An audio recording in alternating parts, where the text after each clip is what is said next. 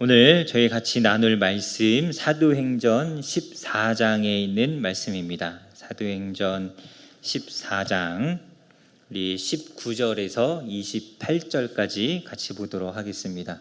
제가 봉독하도록 하겠습니다. 유대인들이 안디옥과 이고니온에서 와서 무리를 충동하니 그들이 돌로 바울을 쳐서 죽은 줄을 알고 시외로 끌어내치니라.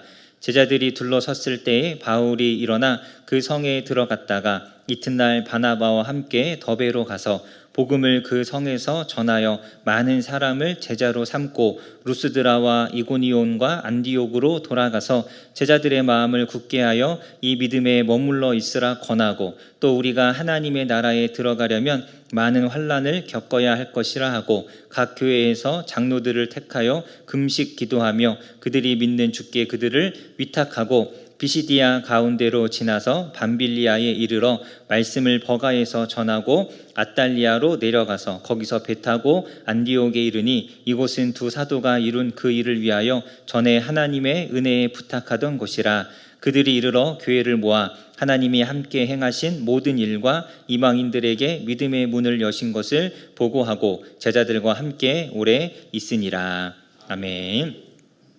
저희가 이 지난주 우리 주일날 루스드라에서 바울의 이 사역, 선교 사역을 우리가 같이 살펴봤습니다. 그래서 이고니온과 루스드라에서 복음을 전했고 핍박하는 사람들 그리고 이렇게 돌을 던지려고 하는 사람들이 이고니온에서도 있었죠. 그럼에도 불구하고 계속 복음을 전했기 때문에 가는 곳마다 믿는 사람들이 많이 있었습니다. 그래서 오늘 말씀에도 보면 더베로 가서 복음을 전했는데 그곳에서도 제자들이 많아졌죠. 많은 사람을 제자로 삼았습니다. 그래서 우리가 전도하는 것만이 영혼을 살릴 수 있는 방법이다라고 우리 지난 시간에 같이 살펴보았습니다. 오늘은 이 바울이 돌에 맞아서 죽을 만큼 돌에 맞은 상황에서도 그가 포기하지 않고 계속해서 복음을 전하는 모습을 우리가 이제 살펴볼 수 있습니다. 그는 돌에 맞아서 죽은 줄 알고 버림을 당할 정도로 큰 어떤 이 환난을 당했는데 그럼에도 다시 일어나서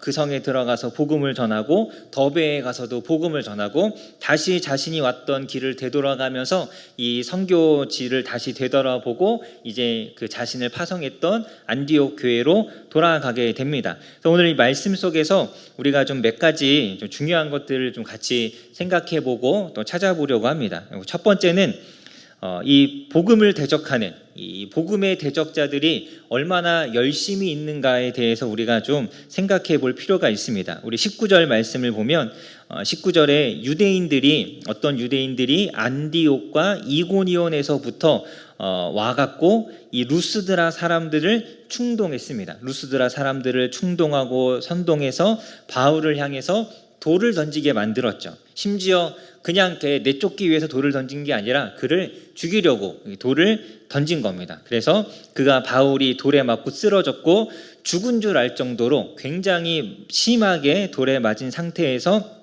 그대로 버려지게 됩니다. 이 이고니온과 안디옥에서 비시디아 안디옥에서 이 루스드라까지 유대인들이 쫓아왔는데 비시디아 안디옥에서 이고니온까지 거리가 144km 정도, 대략 150km 정도가 되고 이고니온에서 여기 루스드라까지도 대략 30km 정도가 됩니다. 성인 남성이 하루 이렇게 걸어갈 수 있는 거리를 보통 30km로 우리가 계산을 하는데 이 비시디아 안디옥에서 이고니온까지 꼬박 5일 정도를 걸어야 하고 이고니온에서 루스드라까지도 꼬박 하루를 걸어야 이곳에 올 수 있습니다. 그러니까 이 유대인들이 바울을 핍박하고 바울이 전하는 복음을 대적하기 위해서 무려 6일간 굉장히 긴 시간을 걸어서 이곳으로 온 거죠. 여러분 군대에 가보시면 알겠지만 하루만 행군을 해도 엄청 힘들거든요. 6일을 걸어서 이 바울을 쫓아올 정도면 사실 굉장한 열심을 가진 사람들이죠. 엄청난 열심을 가지고 쫓아온 것입니다. 여러분 주위에 정말 눈에 가시 같고 정말 보기만 해도 싫은 사람이 있는데 이 사람이 멀리 이사를 갔어요. 저기 부산으로 이사를 가면 여러분 어떠실 것 같습니까?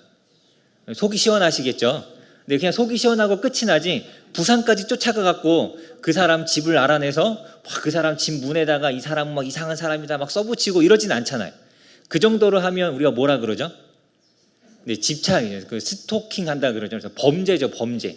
굉장히 온전한 생각으로는 그렇게 할 수 없는 일입니다. 그런데 이 바울을 쫓아온 유대인들은 무려 이 5일, 6일을 걸어서 이곳까지 쫓아와서 사도 바울을 대적하고 그에게 사람들을 충동해서 돌을 던지게 만들었습니다. 여러분, 이 복음의 대적자들, 복음을 반대하고 복음에 대항하는 사람들, 약한 마귀죠, 악한 영들과 또 그에 사로잡혀 있는 사람들은 복음을 대적하는 일에 굉장히 열심입니다. 결코 이 복음을 반대하고 대적하는 일을 설렁설렁하지 않습니다. 막 미지근하게, 막 냉랭하게 너네는 복음을 전해라, 우리는 그냥 쉬겠다, 이렇게 하지 않고 굉장히 열심히 복음을 반대합니다. 그래서 여러분, 얼마나 많은 사람들이 이단에 빠지고 세상의 철학과 가치관에 빠지고 세상의 쾌락에 빠지는지 모릅니다. 이런 방법들로 인해서 복음을 대적하고 복음을 반대하는 것이죠.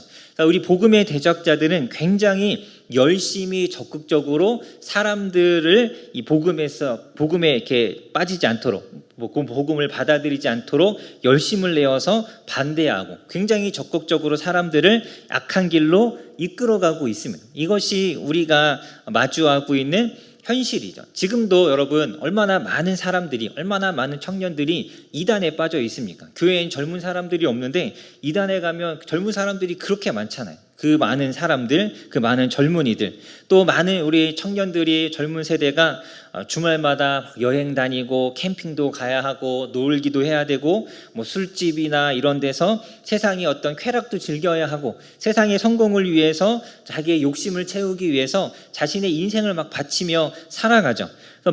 정말 많은 사람들이 이 악한 이 복음의 대적자들에 의해서 복음을 떠나서 헛된 것 가운데 빠져 살아가고 있습니다. 그러니까 교회가, 그리스도인들이 말씀을 가르치지 않고 복음을 전하지 않는 사이에 정말 많은 영혼들을 우리가 빼앗긴 겁니다. 여러분, 이 복음의 대적자들은 결코 쉬엄쉬엄 일하지 않는다라는 것을 우리는 반드시 기억해야 합니다. 그들은 지금도 이 한 영혼이라도 더 타락시키고 한 영혼이라도 더 붙잡아 두기 위해서 굉장히 열심을 내고 있습니다. 날마다 세상은 더 자극적으로 변하고 날마다 세상은 더 재미있어지죠. 온갖 철학과 온갖 이상한 이 사상들로 사람들을 사로잡아서 하나님 앞에 나오지 못하도록 그들을 붙잡고 있습니다. 여러분, 교회가, 또 우리 그리스도인들이 가만히 있는 사이에 우리가 하나님을 위한 열심을 내지 않고 땅끝까지 이르러 증인이 되라는 이 주님의 말씀에 순종하지 않는 사이에 정말 많은 영혼들을 우리가 빼앗긴 것입니다. 여러분, 우리가 얼마나 안일하고 나태했는가에 대해서 반성해야 합니다. 회개해야 하는 것이죠. 복음을 대적하는 이들이 이렇게 열심을 내고 있는데 바울같이, 사도 바울과 같은 열심만 냈다면, 우리 모두가 그런 열심을 냈다면 좀 달랐을 텐데, 여러분, 정말 많은 사람들을, 많은 영혼들을 빼앗겼습니다. 정말 많은 사람들이 가나안 성도, 교회를 안 나간다고 하는 가나안 성도가 되어서 방황하고 있고, 정말 많은 젊은 세대들, 우리 흔히 MZ세대라고 하죠. 이 많은 젊은이들이 교회를 떠나갔잖아요. 여러분, 우리가 흔히 MZ세대라고 하는 젊은 청년들과 지금의 이 30대, 40대 초반까지 요 세대를 MZ세대라고 하는데, 그럼 요 MZ세대의 복음화율, 이 세대에서 예수님을 믿는 사람들이 100명 중에 몇 명이냐, 요걸 비율로 따졌을 때 대략 3%가 나온다고 합니다. 3%. 100명 중에 3명만이 예수님을 믿는다라는 이야기죠. 저희 아이들이 다니는 단관초등학교, 제가 인터넷에 찾아보니까 학생 수가 이렇게 1학년부터 6학년까지 650명 정도 되더라고요. 그러니까 이 중에 650명 중에 교회 다니는 아이들, 믿음이 있는 아이들이 20명이 안 된다는 이야기예요. 저 큰 학교에 교회 신앙을 가진 아이들이 20명이 되지 않습니다. 그만큼 굉장히 심각한 상황이죠. 그래서 우리 성교학에서는 복음화율이 5% 미만일 때 뭐라고 말하냐면 미전도 정족이라고 해요. 미전도 정족. 성교의 대상, 성교가 필요한 세대라고 이야기하죠. 여러분, 우리 지금 MZ세대라고 지칭하는 40대 이하의 모든 세대들이, 어린아이들을 포함해서 성교의 대상이 되어버렸습니다. 이제 그들은 그냥 단순히 전도의 대상, 우리가 이렇게 잘 가르쳐야 될 사역의 대상이 아니라 선교의 대상이에요. 선교의 대상. 여러분, 얼마나 교회가 그동안 안일했는지, 얼마나 교회가 얼마나 그동안 나태했는지, 우리가 그런 거죠.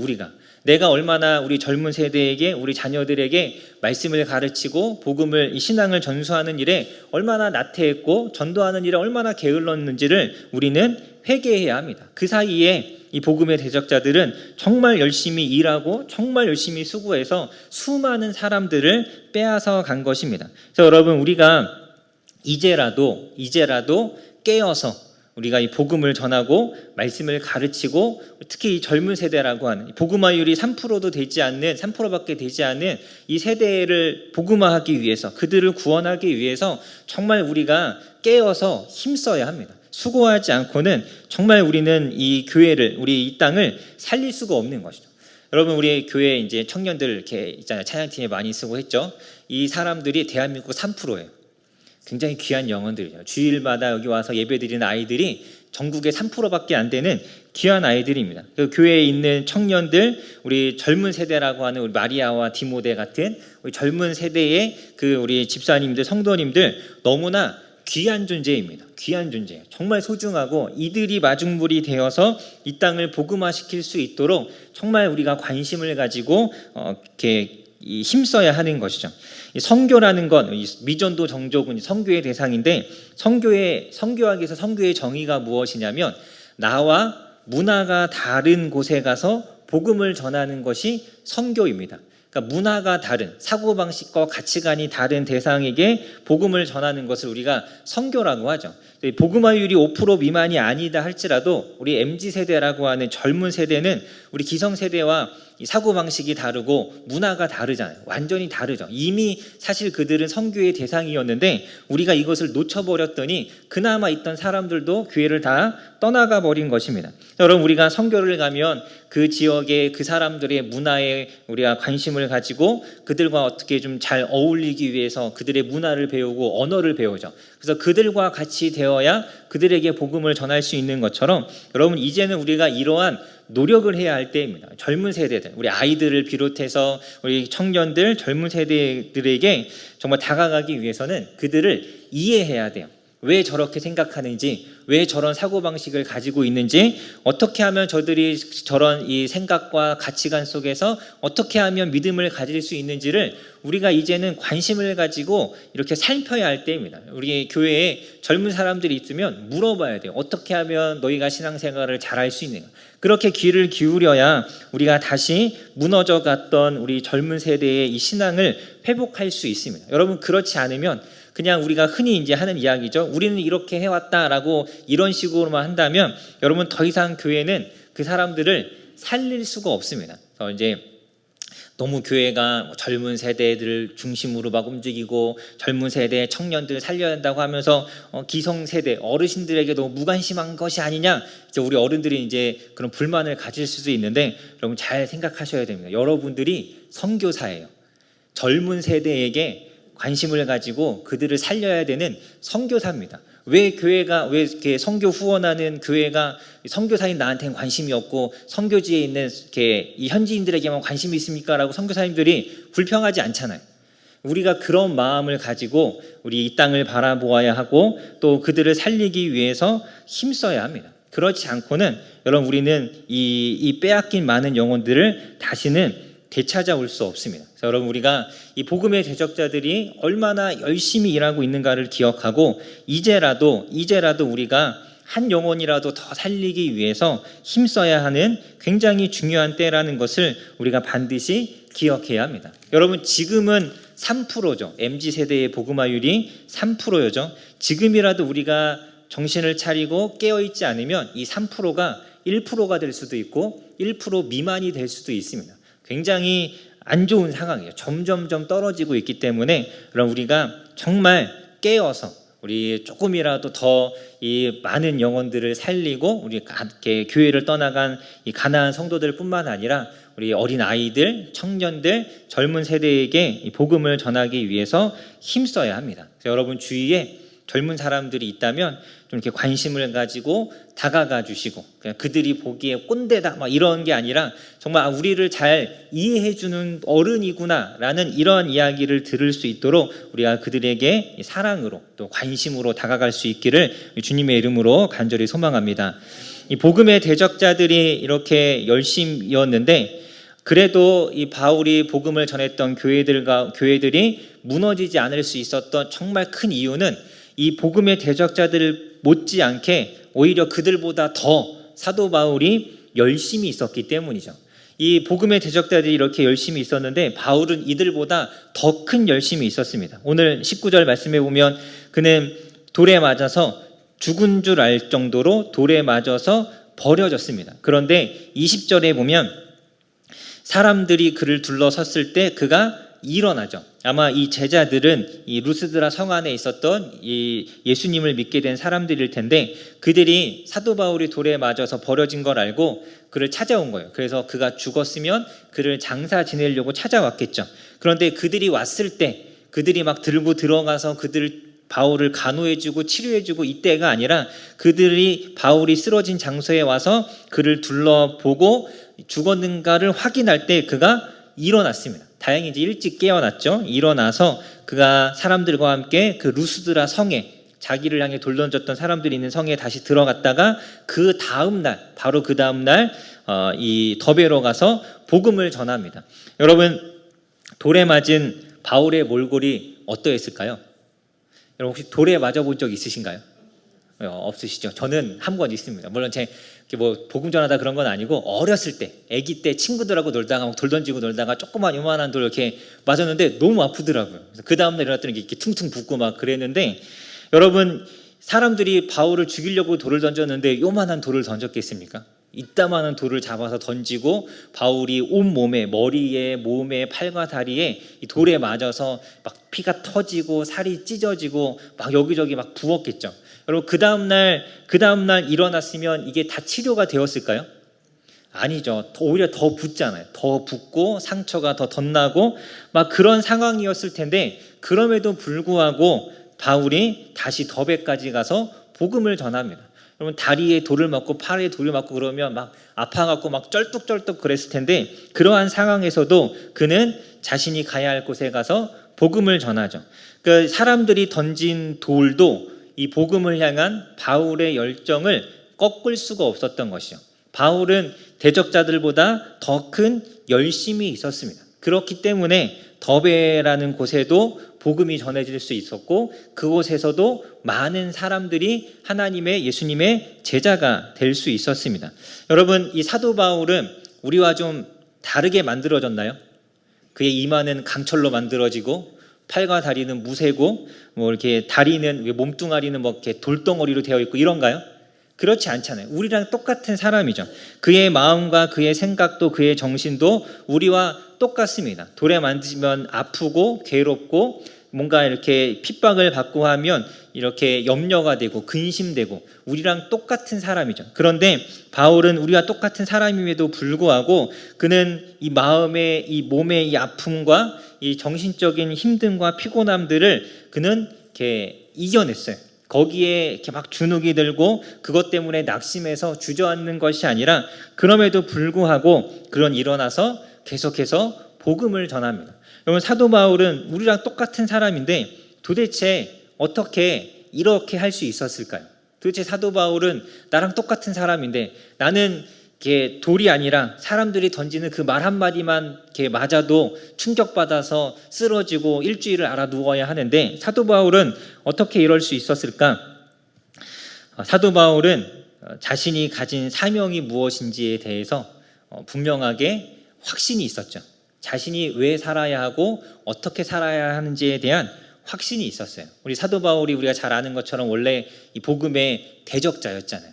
이 예루살렘에서 흩어진 사람들을 잡아오기 위해서 다메섹까지 그가 쫓아가서 예수님 믿는 사람들을 끌어내어서 핍박하고 때리고 하는 사람이 사도 바울이었습니다. 본인이 그런 사람이었는데 예수님을 만나고 났더니 자신의 인생이 달라졌어요.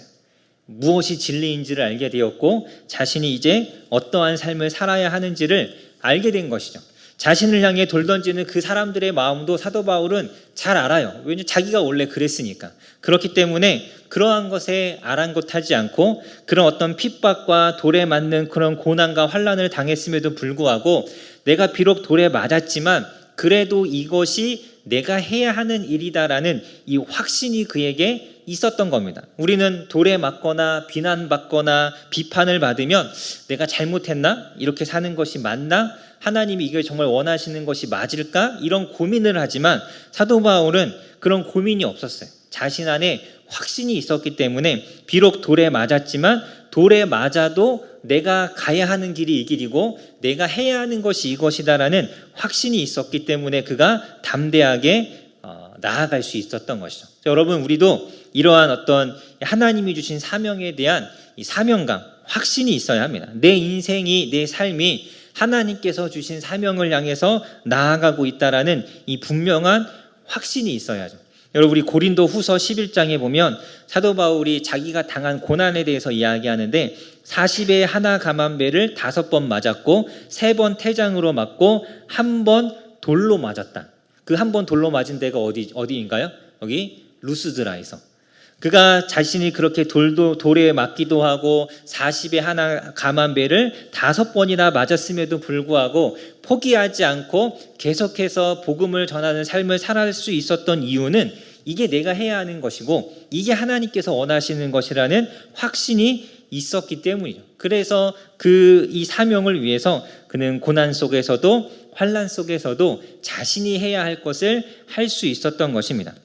여러분, 우리가 이런 이 사명에 대한 분명하고 뚜렷한 확신을 가져야죠. 내 삶에 대해서. 그리고 무엇보다 이런 어떤 환난과 핍박이 왔을 때 우리의 마음이 이 돌보다 더 단단해야 합니다. 내가 가진 사명을 향한 이 열심이 이 핍박보다 더 단단해야 하고 하나님을 향해 가진 이 열심이 내가 처하는 환경과 상황이 주는 그 두려움과 그 압박보다 더 단단하고 강해야죠. 그래야 이것들을 이겨낼 수 있습니다. 그래서 사도 바울이 되돌아가서 교회들을 권면할 때도 우리 22절에 보면 마음을 굳게 하라라고 하죠. 마음이 강해야 합니다. 단단해야 이런 핍박들을 이겨낼 수 있습니다. 여러분, 우리가 강한 마음, 담대한 마음을 가져야 합니다. 내가 주님을 위해서 살아가기 위해서 당하는 그 고통과 괴로움들을 두려워할 것이 아니라 주님을 위해서라면 얼마든지 그러한 일을 받아도 괜찮다라는 이런 마음을 가져야죠. 우리 히브리서 11장에 유명한 말씀인데요. 이런 말씀이 있는데요. 우리 같이 한번 찾아보도록 하겠습니다. 우리 히브리서 11장 36절을 한번 찾아보겠습니다. 우리 신약성경 367페이지에 있는데요. 신약성경 367페이지 히브리서 11장 36절에서 38절 36절에서 38절 우리 찾으셨으면 38절까지 36절부터 38절까지 우리 다 같이 한 목소리로 같이 읽도록 하겠습니다. 시작. 또 어떤 이들은 조롱과 채찍질뿐 아니라 결박과 옥에 갇히는 시련도 받았으며 돌로 치는 것과 톱으로 켜는 것과 시험과 칼로 죽임을 당하고 양과 염소의 가죽을 입고 유리하여 궁핍과 환난과 학대를 받았으니 이런 사람은 세상이 감당하지 못하느니라. 그들이 광야와 산과 동굴과 토굴에 유리하였느니라. 아멘. 여러분, 핍박을 받고 돌에 맞고 조롱과 채찍질을 당해도 자신의 인생의 확신을 가지고 그 길을 확신 있게 걸어가는 사람들은 결코 세상이 이길 수 없는 사람들입니다. 우리가 이 고난과 채찍을 두려워하지 않을 때 세상이 감당할 수 없는 사람이 되는 것이고 그러한 사람이 이 땅에서 믿음으로 승리하는 삶을 사는 것입니다. 막 세상에서 성공하고 돈을 잘 벌어야 성공하는 것이 아니고 뭔가 이렇게 믿지 않는 사람과 막 논쟁을 해서 그 말싸움에서 이겨야 그것이 승리가 아니라 이런 핍박과 고난에도 불구하고 자신이 주신 사명을 포기하지 않고 하나님을 위해서 고난당하기를 두려워하지 않고 끝까지 자신의 사명을 감당하는 사람이 세상을 이기는 사람이죠. 여러분, 우리가 전도를 하고 말씀을 공부하는 것, 이것은 이것을 내가 왜 해야 하는가 고민해야 될 문제가 아닙니다. 예수님께서 분명 우리에게 말씀하셨잖아요. 모든 땅끝까지 가서 제자를 삼고 하나님께서 말씀하신 모든 것을 가르쳐 지키게 하라고 하셨죠. 전도하는 것, 말씀을 가르치는 것, 이것은 해야 되나 말아야 되나 고민해야 될 문제가 아니라 이것에 우리의 인생을 걸고 우리의 삶을 걸고 우리가 가진 모든 것을 다해서 힘써야 하는 것이죠. 돌에 맞아도 고난을 당하도 핍박을 당해도 우리가 포기하지 않아야 하는 것이 바로 이 복음을 전하고 말씀을 가르치는 일입니다. 그렇게 할 때 사도 바울처럼 여러분 이 교회를 단단하게 세워져 갈 수 있는 것이죠. 세워갈 수 있습니다. 많은 교회들이, 많은 그리스도인들이 이 복음의 대적자들에 의해서 마음을 빼앗기고 인생을 빼앗겼지만 우리가 사도 바울과 같이 이런 복음의 확신을 가지고 힘써 수고할 때 우리가 그들을 다시 되찾아올 수 있습니다. 여러분의 손에 달려 있는 것입니다. 무엇보다 이렇게 우리가 복음을 위해서 살아갈 때 이 삶이 너무나 힘들고 괴로운 삶이지만 그래도 굉장히 영광스러운 일이죠. 우리 갈라디아서 6장 17절에 보면 사도 바울이 이렇게 이야기합니다. 갈라디아서 6장 17절에 이후로는 누구든지 나를 괴롭게 하지 말라. 내가 내 몸에 예수의 흔적을 가졌노라. 사도 바울이 이 갈라디아서라는 이 편지를 갈라디아 교회들에게 보냈는데 이 갈라디아 교회가 바로 1차 전도 여행 때 세워졌던 그 지역에 있는 교회들이 좀 더 넓은 이제 지역이긴 하지만 바울이 복음을 전했던 비시디아, 안디옥, 이고니온, 루스드라 자기가 돌에 맞아서 쓰러져서 막 몸이 터지고 막 얼굴에 상처가 나고 막 이렇게 했던 것들을 다 봤던 사람들이 이 갈라디아 이 편지를 받은 사람들인데 그들에게 바울이 이야기하잖아요. 내가 내 몸에 예수의 흔적을 가졌다. 아마 이 사람들이 알았을 거예요. 바울이 가진 그 상처들, 그가 돌에 맞아서 터지고 부러지고 했던 그런 이 몸의 모든 모습들, 그가 이 교회들이 다 알았을 거죠. 사도 바울은 그것이 예수의 흔적이라고 이야기합니다. 여러분, 우리가 주님을 위해서 고난을 당하고 핍박을 당한다면 그것은 우리에게 새겨지는 예수님의 흔적이죠. 흔적. 여러분, 바울이 이 몸이 얼마나 이렇게 40에 한한 감한 매를 5번 맞고 태장을 3번 맞고 돌에 맞고 몸이 성한 데가 사실 없었을 것 같아요. 이게 돌에 맞아서 몸이 이렇게 막 찢어지고 피만 났겠습니까? 어딘가 하나 부러지지 않았을까요? 부러진 상태에서 병원에 가서 치료를 받고 막 요양을 한 것도 아니고 계속해서 복음을 전하잖아요. 제대로 치료받지도 못하고 그의 몸이 정말 온몸이 성한 데가 없었을 텐데 여러분 제 손가락 엄지 손가락 보시면 이쪽과 이쪽이 조금 다릅니다. 이게 보이시나요? 이렇게 자랑은 아니고요. 농구하다가 이 손가락이 부러졌는데 몰랐던 거예요. 손가락이 이렇게 금이 가고 부러졌는데 몰라갖고 그냥 방치했더니 손가락이 이렇게 붙어야 되는데 이게 부러진 상태에서 이렇게 그대로 굳어버려서 이제는 이게 안 펴지죠. 그래서 이렇게 잡을 때 조금 불편함이 있긴 합니다. 사도 바울은 이게 저는 이제 영광스러운 상처는 아니지만 사도 바울의 몸에 이런 상처들이 얼마나 많았겠어요. 다른 사람들과는 다르게 쩔뚝거릴 수도 있을 거고 팔이나 손이 뭔가를 제대로 잡기에 불편할 수도 있었겠죠. 그러한 상처와 그런 이 몸의 아픔을 가졌지만 사도 바울은 그것이 예수의 흔적이라고 이야기합니다. 복음을 위해서 받은 고난 속에서 남겨진 흔적인 것이죠. 바울에게는 이것이 불편하고 괴로운 부분들이었겠지만 그러나 또 한편으로는 그에게 영광스러운 상처였던 것이고 자신이 복음을 위해 살아왔다라는 하나의 증거이고 하나의 표시였던 것이죠. 여러분에게도 이런 그 흔적이 있으신가요? 내가 주님을 위해서 수고하고 고생하고 헌신하다가 이렇게 남겨진 이런 흔적들, 그 마음의 상처일 수도 있고 몸의 흉터일 수도 있고 어떻게 보면 이렇게 그 물질적인 손해일 수도 있겠죠. 내가 열심히 돈을 벌어서 잘 쌓았다면 더 부자가 될 수도 있었는데 그렇지 못한 지금 나의 모습이 그것이 예수의 흔적일 수도 있습니다. 여러분, 어떠한 모양이든 어떠한 모습이든 우리의 몸에 주님을 위해 살아갈 때 흔적이라는 것이 남게 되어 있습니다. 주님을 위해서 고생하고 수고할 때 내가 손해를 보고 또 마음의 상처를 입고 했는데 이것 때문에 낙심하고 주저앉는다면 그건 그냥 상처일 뿐이죠. 그건 그냥 상처일 뿐이고 그것은 나중에 아마 쓴뿌리가 될지 모릅니다. 하지만 그럼에도 불구하고 주님을 위해 살아가기를 포기하지 않고 계속한다면 그 상처와 그 흔적들은 예수님의 흔적이 되는 것입니다. 여러분들, 내 몸에 내가 온갖 쓴뿌리와 상처를 남기며 살아갈지 아니면 예수의 흔적을 남기며 살아갈지는 그것은 나에게 달려있는 것이죠. 내가 어떻게 하느냐에 따라 달라지는 것입니다. 그래서 여러분, 바라기는 우리 정말 이 사도 바울처럼 이 돌보다 더 단단한 그러한 강한 마음을 가지시고 여러분의 이 삶에, 마음에, 여러분의 육신에 예수의 흔적을 새겨 나아가시기를 주님의 이름으로 간절히 소망합니다. 또 한 가지 우리가 좀 보면 사도 바울이 이 선교지를 이렇게 다시 되돌아갑니다. 우리 21절의 말씀 보면 그가 그 더베에서 복음을 전한 이후에 다시 루스드라 그리고 이고니온, 안디옥으로 다시 되돌아가죠. 그들에게 되돌아가서 22절과 23절에 보면 제자들을 권면합니다. 이 믿음에 굳게 머물러 있으라고 권면하고 환난을 당해야 한다라는 것에 대해서 잘 이야기하죠.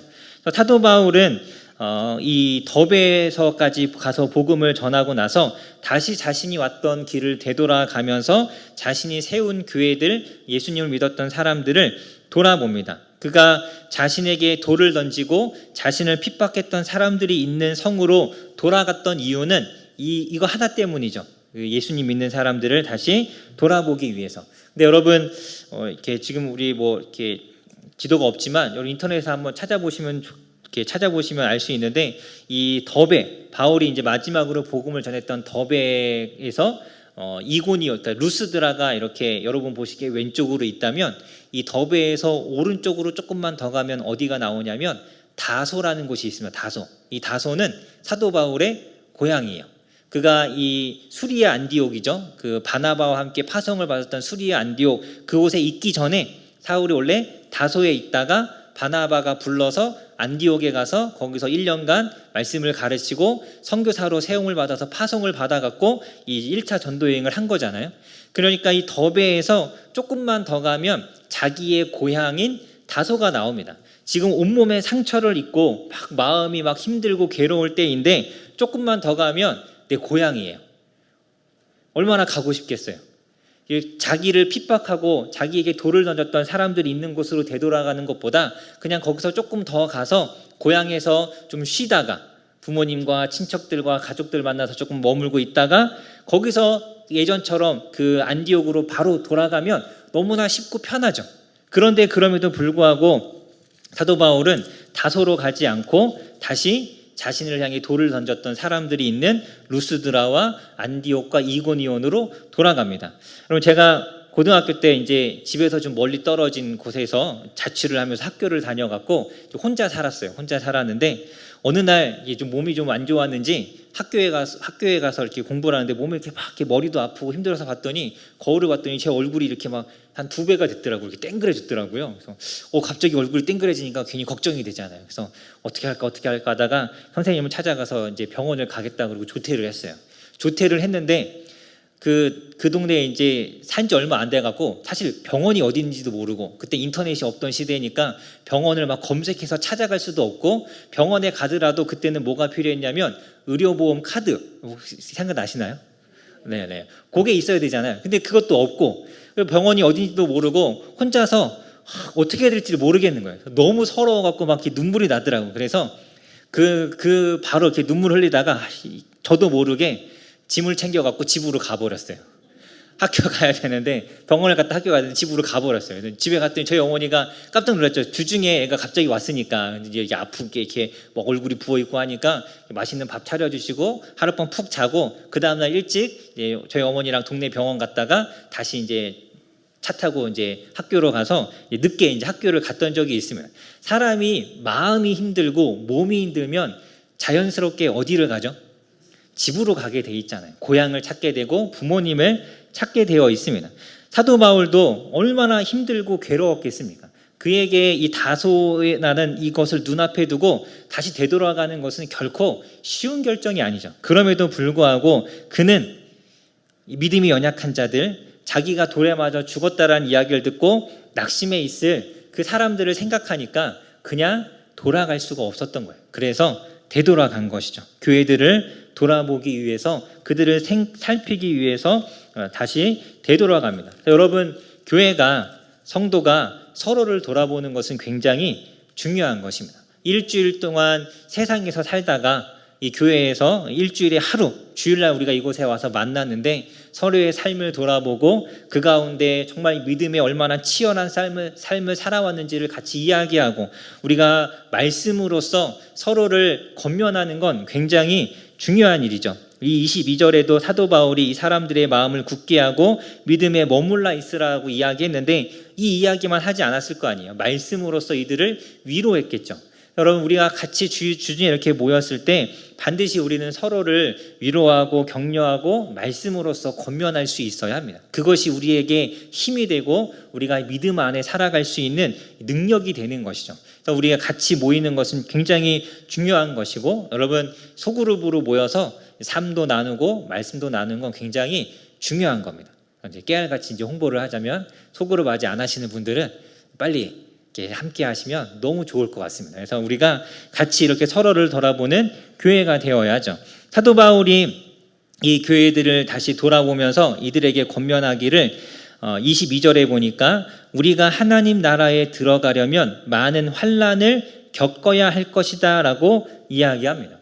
여러분, 하나님 나라에 들어가려면 환난을 받아야 한다라고 이야기해요.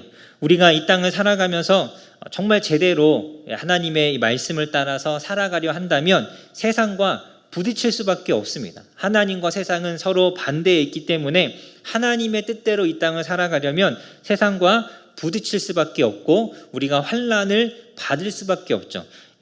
목사님, 예수님 믿는데 꼭 고난을 받고 환난을 받아야 하나요? 안 받고 잘 믿으면 안 되나요? 라고 우리가 생각할 수 있는데, 생각은 할 수 있지만 실질적으로는 그럴 수는 없죠. 우리가 정말 말씀대로 믿음대로 살아가려고 한다면 환난을 받을 수밖에 없습니다. 그래서 성경은 지속적으로 우리가 믿음대로 살아갈 때 고난 받을 수밖에 없음을 이야기합니다. 예수님도 그렇게 이야기하셨죠. 요한복음 15장에 보면 세상이 너희를 미워할 것이다 라고 분명하게 말씀하셨습니다. 또 요한일서 3장에 보면 세상이 너희를 미워하여도 이상히 여기지 말라라고 분명하게 이야기하죠. 성경은 굉장히 지속적으로 우리가 예수님 때문에, 믿음 때문에 고난 받을 수밖에 없다라는 것을 이야기하고 강조합니다. 그것을 잊지 말라라고 이야기하죠. 자, 여러분, 예수님 믿음으로 인해서 조금 더 편하게 살고 예수님 믿음으로 인해서 내가 교회를 다녔기 때문에 내 인생이 더 복받아서 지금보다 훨씬 더 행복하고 더 부자가 되는 삶을 살아야 한다라고 생각한다면 여러분, 그것은 빨리 생각을 바꾸어야 합니다. 성경은 예수님 믿는 사람들이 당할 고난에 대해서 분명하게 경고하죠. 자, 여러분, 우리가 믿음 때문에 내가 말씀대로 정직하고 진실하게 살아가려고 하기 때문에 고난을 겪고 있고 불편함을 당하고 있고 어려움이 있다면 그것이 잘하는 것입니다. 그것이 내가 말씀대로 잘 살고 있는 것이죠. 여러분, 우리가 이것을 잘 생각해야 합니다. 내가 지금 믿음 때문에 믿음을 지키기 위해서 고난 당하고 있는가, 손해보고 있는가, 어려움을 겪고 있는가, 마음의 불편함을 내가 참고 인내하고 있는가를 잘 생각해야 하죠.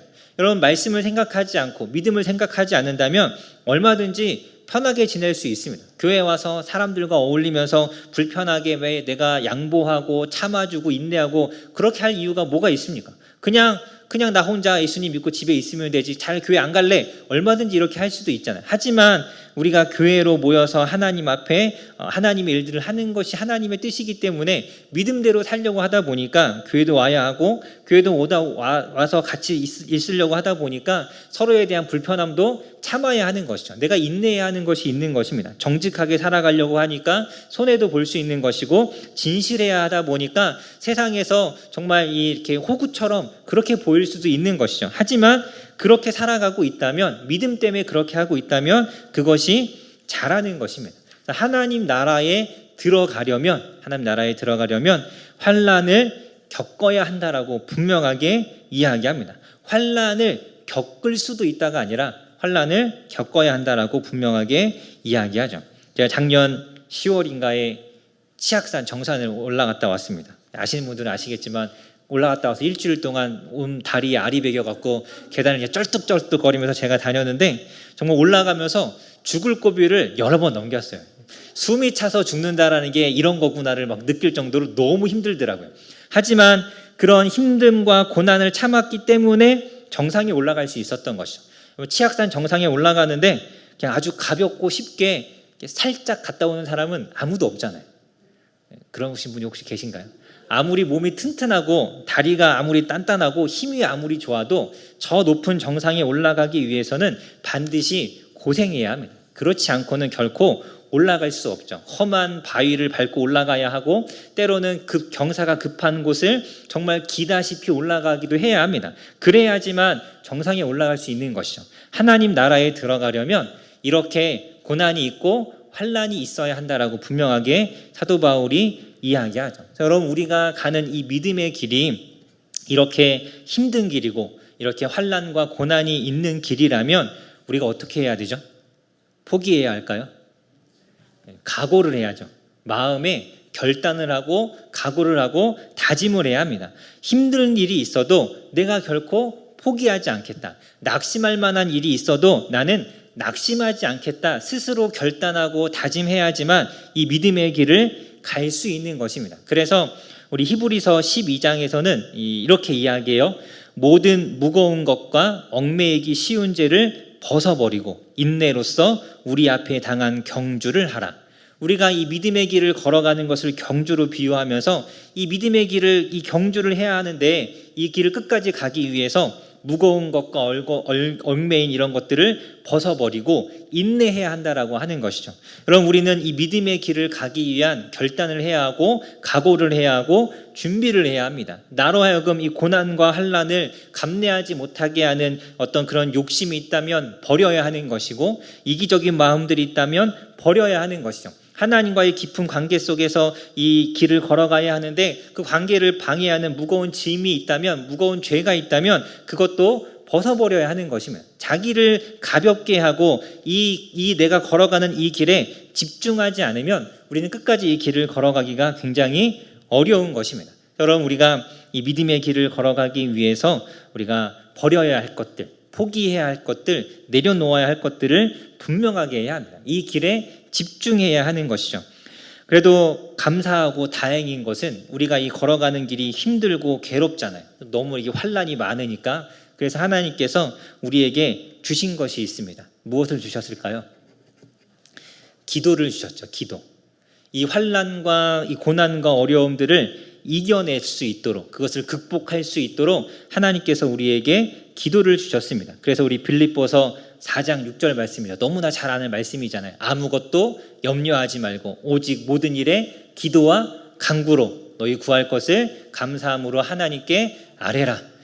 우리가 이 힘들고 어려운 이 고난의 길을, 이 환난들을 잘 이겨내고 끝까지 믿음의 길을 걸어갈 수 있도록 주님께서 우리에게 기도를 주셨습니다. 여러분, 염려가 있고 근심이 있고 두려움이 있고 고난이 있을 때 무엇을 해야 합니까?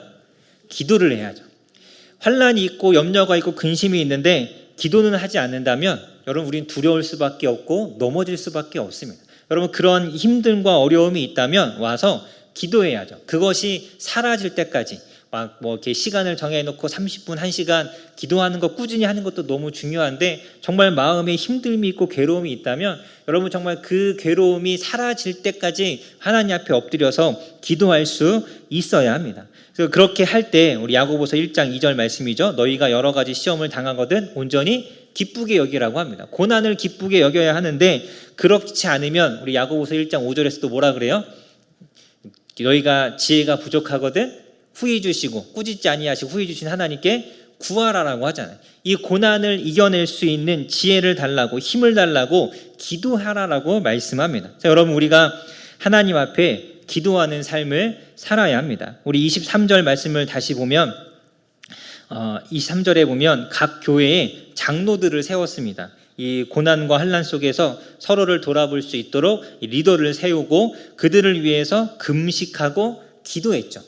하나님의 말씀에 대해서 잘 아는 사람들이고 남들보다 신앙이 성숙한 사람들이지만 그들을 위해서도 기도가 필요한 것입니다. 그리고 나서 또 23절에 보면 그들이 믿는 주께 그들을 위탁했다라고 합니다. 여기서 그들을 위탁했다라고 하는데 이 그들은 앞에서 23절에서 이야기한 장로일 수가 있겠죠. 문법적으로는 이 장로들을 위탁했다라는 뜻입니다. 장로들을 하나님께 맡겼다라는 뜻인데 장로들을 하나님께 맡겼다라는 뜻은 무슨 뜻입니까?